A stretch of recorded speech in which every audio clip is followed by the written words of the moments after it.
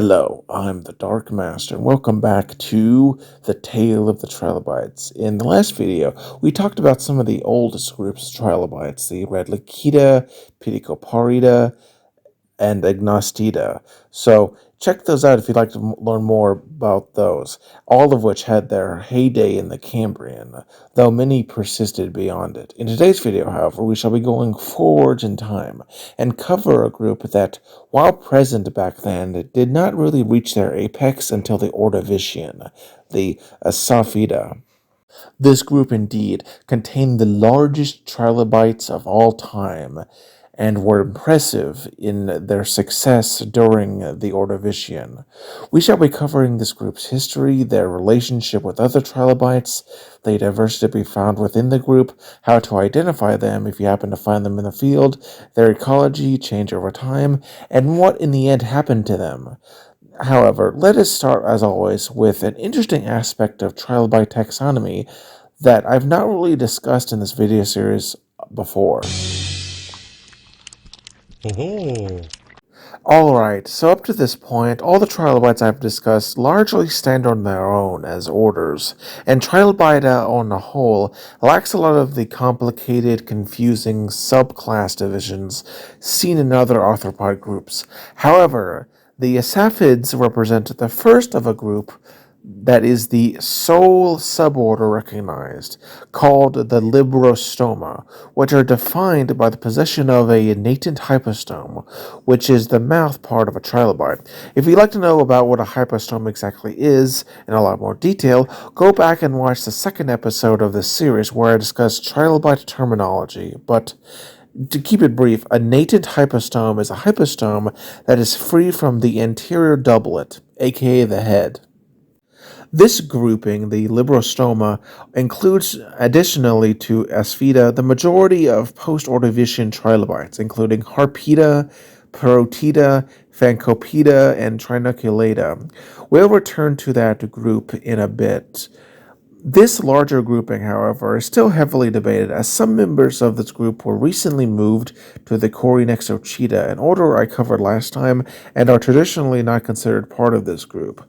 This, coupled with how some unrelated Pedicoparida indicates that this subclass may be based off a generalized characteristic more related to niche than any actual evolutionary relationship, sort of how dolphins and ichthyosaurs resemble each other due to shared niche as opposed to any actual close relationship, and are in fact quite distant. Focusing back on Asaphida, they were initially treated as a subgroup of the Pedicoparida. However, in 1988, they were split off as their own order by Richard Allen Forte, a noted British paleontologist.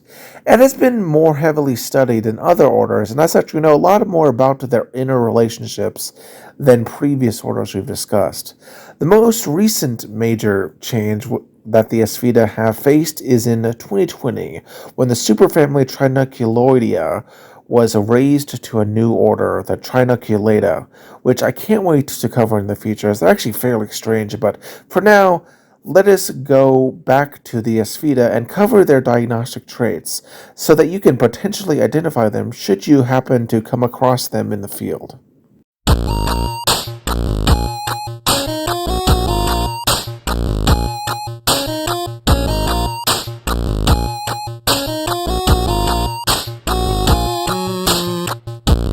Now, before I do this, I should say that this is a really large group, containing, according to some estimations, perhaps up to 20% of all trilobites. As such, the diagnostic traits are very broad, and there are likely exceptions to anything I say. So, more than any other order, I highly suggest you take this as a general guide. Starting with their cephalon, or head, it is often equal or sub-equal in size to the pygidium, which is the tail. Oftentimes they are highly effaced, meaning the glabella furrows are often faint or non-existent. Eyes are normal/large, though many forms secondarily became blind, as did many trilobites, in conditions where eyesight wasn't very important. The preoccipitable glabellar tubercles are advanced in their form. The cephalic doubler is often wide, with dorsal anterior facial sutures often curved to meet in front of the glabella, and the sutures are opisthopereion.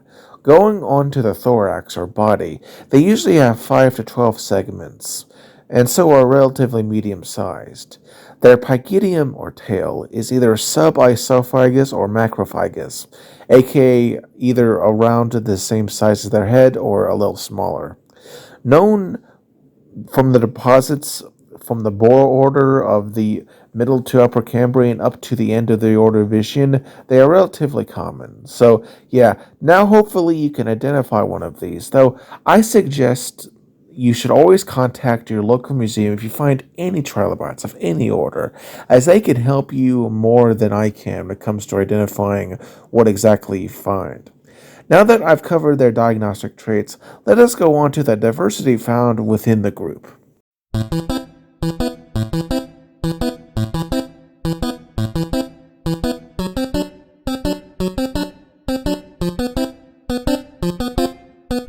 Alright, so the Asaphida are divided into 5 superfamilies. The Anomocharoidea, Asaphoidea, Dicelocephaloidea, the Remopleuroidea, and the Cyclophygoidea. In addition, there are 2 families of uncertain placement. The Moncaspidae, which contained 7 genera, the most notable one being Moncaspis from China, and the Rhizometopidae, a small family of 4 genera, none of which sadly are well known enough, nor do they really have any good photos on the internet that I could use, so really sorry about that. Going, back to the main superfamilies, let us start with the first and the oldest of the 5, the Anomocharoidea, which itself is a bit controversial as it is possibly ancestral to some of the other Asaphid superfamilies, leading to some to consider this group to be paraphyletic, but to keep things easy, we shall be treating it as one, because as of yet, no research has really been done into it to really, fix this issue. And they originated, during the border between the Middle and Late Cambrian and lasted until the start of the Late Ordovician. The Anomocharoidea is distinguished by retaining the ancestral hypostomal condition, a thorax or body with 10 to 13 or more segments, a typically large, broad pygidium or tail. They are generally broad with 3 or 4 pairs of furrows. This superfamily itself is divided into 6 families. First, we have the small family Androrinidae, which contains 3 genera. The most notable one was Androrina. Then we got the family Anomalocarylidae, which is a decently sized one of about 18 genera, the most notable one being Anomocarella and Glyphaspis. Next, we got the similarly named and significantly larger family, the Anomocaridae, which contains 50 genera, the most notable ones being Paracusia. Then we got the family Aphelaspidae, which is smaller, containing 21 genera, the most notable ones being the genus Aphelaspis, known from Louisville, Georgia. Then we got the family Parabolinoidea, which contains 16 genera, the most notable ones being the egg-shaped small-eyed genus Candalina.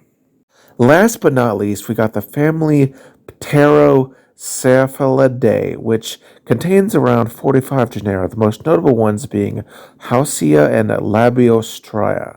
The next superfamily are the Dicelocephaloidea, which sadly did not last long, dying out at the end of the Cambrian. They are distinguished by being rather squat, with thorax, aka body, that has 8 to 12 segments that are wider than they are long. The pygidium is generally isophagous or microphagous, aka smaller to or equal in size to the head.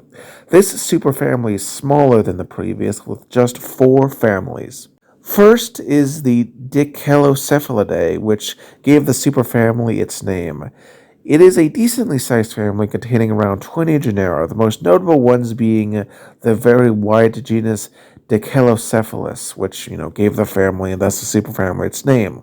We then got the family Euryalchidae, which was small, containing 9 genera, sadly, none of which have really good photos online that I could utilize to show you, so sorry about that. Not every group, sadly, has a lot of record keeping on the internet. The third family is the average-sized Pedicaspididae, which contains around 16 genera, which surprisingly only one is well known, that being Pedicaspis itself. The last family is Saucidae. It's also the largest, with 30 genera or so, the most notable one being Socoria and Cenosocoria. Now let us go on to the next superfamily of the Asaphida, the Remopluridoidea.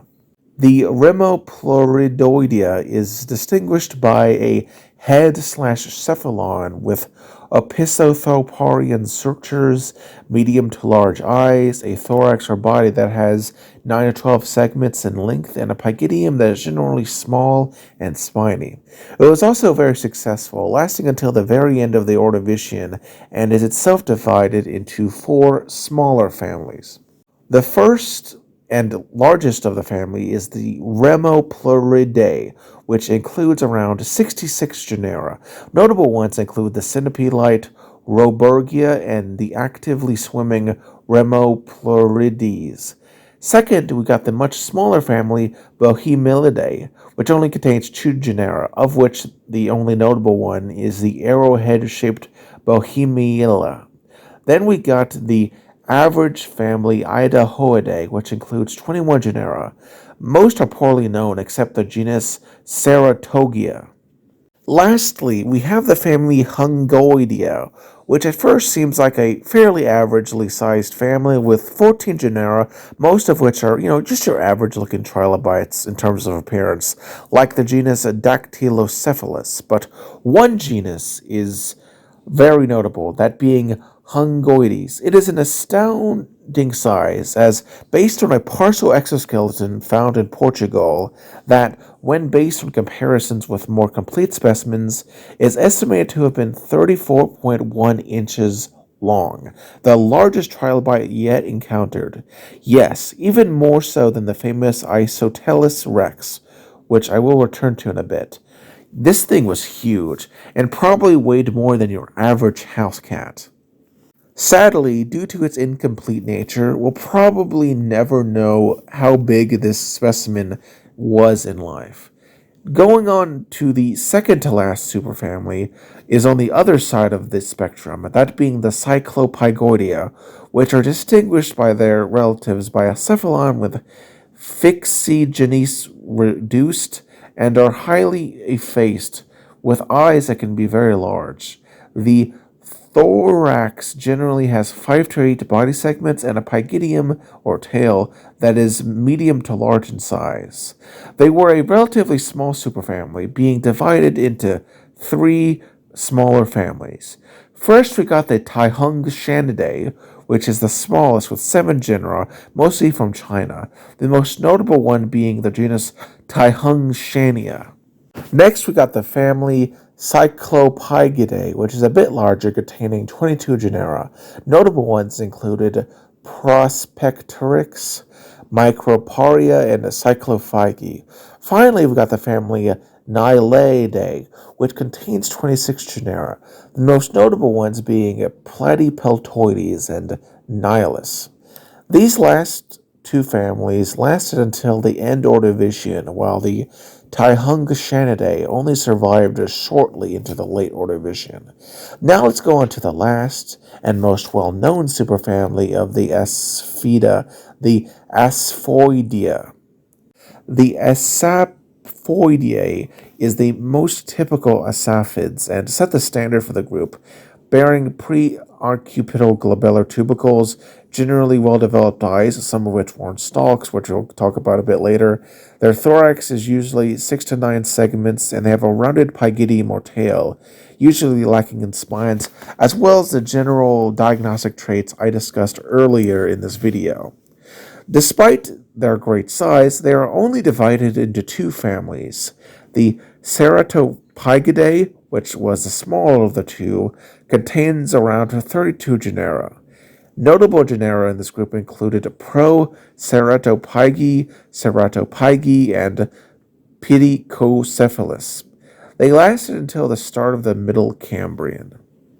The second family is the larger of the two and the largest family of the order. The Asaphidae contain around 156 genera, with many notable ones. There's the extremely flattened gog, the massive genus Asaphus, which gave the family superfamily order its name, with around 27 to 35 species depending on the source, that have allowed for a lot of study in their evolution and ecology, which we will cover in a bit. But the most iconic member is Isotellus, specifically the species Isotellus rex. There were about a dozen other species, but this one in particular was for a long time considered the largest trilobite, which, while is no longer true, it still holds the title for the largest complete trilobite specimen, measuring 28 inches long and 16 inches wide. Impressive, even if it's no longer, the king in terms of trilobite size. Plus, in all likelihood, we don't really have the largest specimens that ever existed of either this or Hungoides, so we'll likely never know which was truly larger on average, as exceptional individuals of giant squids can exceed the size of small colossal squids, even if the largest colossal squid outgrows the largest giant squid, at least in terms of total mass. Now that we've done a good job covering the diversity of Asaphida, let us now go over their highly varied ecology.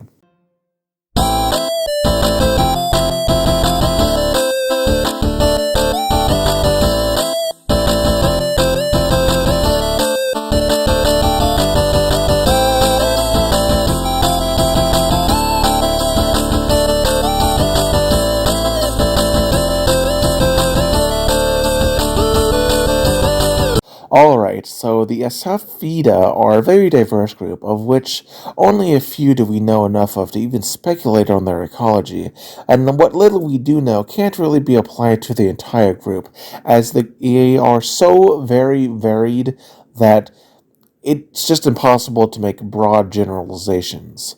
So keep that in mind. I'm talking about a very small window on what the group may have been like, even more so than other trilobite groups I've discussed. Most Asaphids seem to have lived relatively simple lives as bottom-dwelling generalists, feeding on smaller animals and detritus. The giant Isotellus likely filled a niche akin to the giant isopods of modern day, except these guys lived closer to the shore, so one could realistically meet them should time travel ever actually be invented. Plus, despite their relatively scary appearance and size, they would have been very harmless, at least compared to some of the other fauna around at the time, like Eurypterids and orthocones. The genus Asaphus was widespread in what is now northwestern Europe, including Sweden, Estonia, and Russia. This area at the time was a shallow, large marine basin that was between 20 to 330 feet in depth. This large basin was repeatedly blocked off from contact with a larger ocean, leading to large changes in both turbidity and salinity, causing two separate lineages of this genus to develop long eye stalks, which functioned as periscopes, allowing them to see while they were buried. Similar adaptations were seen in other trilobites like the Phacopid cybele from the same area and time, as well as the odontopleurid Parablackwelderi from the late Cambrian. These seem to have been common adaptations in turbid waters and indicate that the water became more turbid as time passed. Perhaps the most dynamic ecologies were the pelagic forms seen in the family Cyclopygidae, which, due to their small size, highly smooth and effaced exoskeletons, and large eyes, are believed to have filled a niche akin to that is held today by krill, shrimp, and copepods. They were cosmopolitan, which only furthers this, hypothesis, and likely serve as important food sources for animals, like radiodonts. Now that we have discussed the ecology of the saphids, let us now answer what exactly happened to them, and why, in the end, despite their extreme success, did they end up going extinct.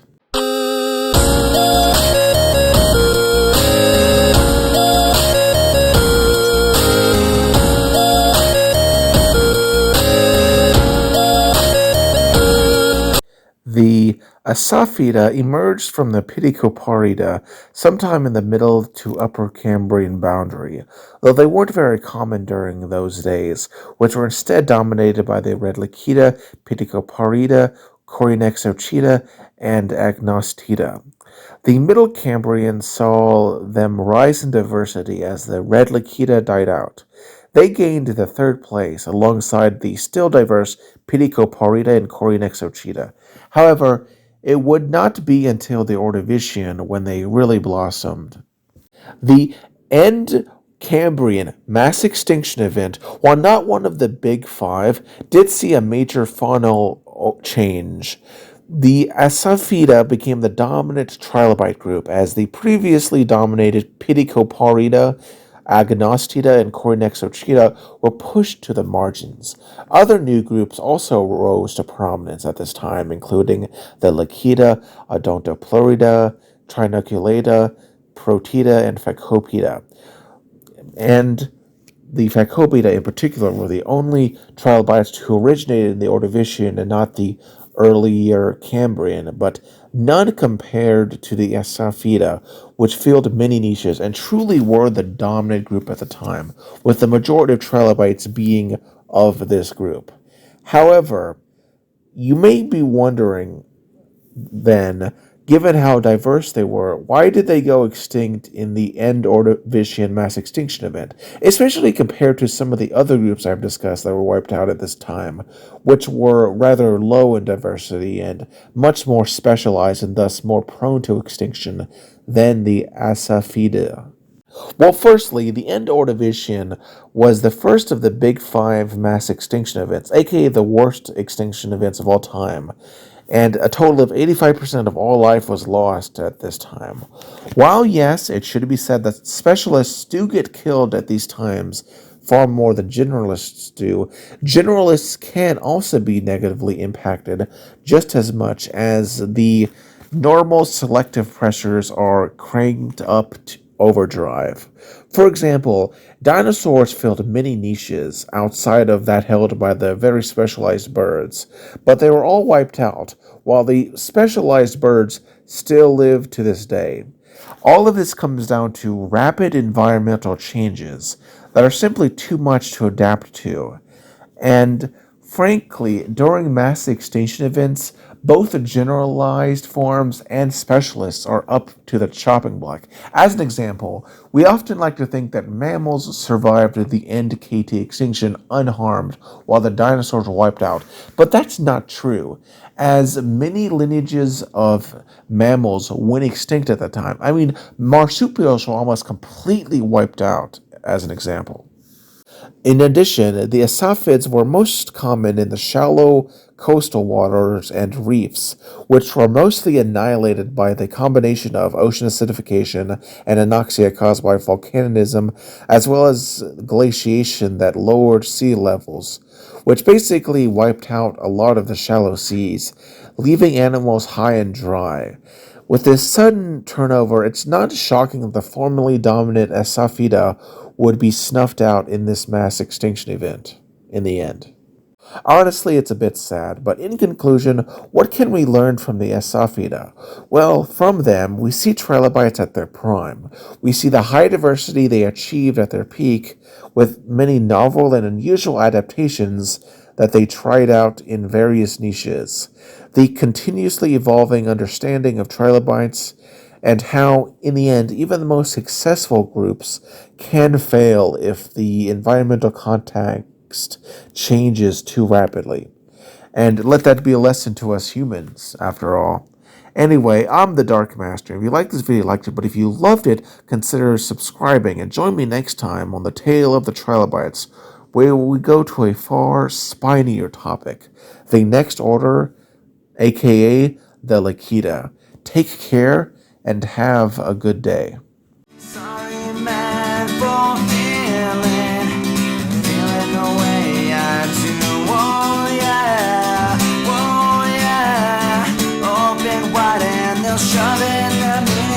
of life. Whoa.